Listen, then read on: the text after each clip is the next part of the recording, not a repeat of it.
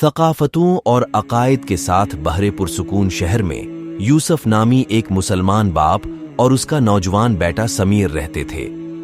یوسف ایک دیندار آدمی تھا جو اپنے بیٹے میں مضبوط اقدار اور اصولوں کو جنم دینے کے لیے وقف تھا۔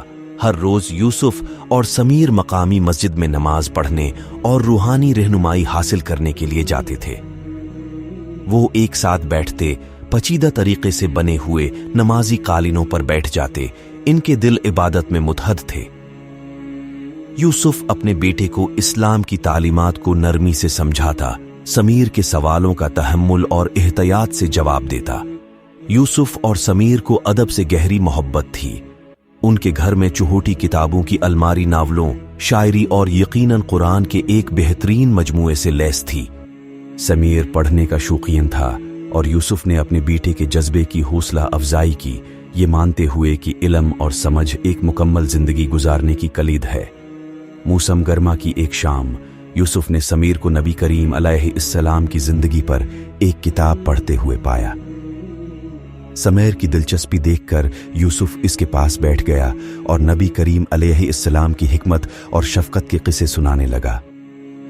سال گزر گئے اور سمیر ایک ہمدرد نوجوان بن گیا جو اسلام کی تعلیمات اور اپنے والد کی حکمت سے رہنمائی کرتا تھا۔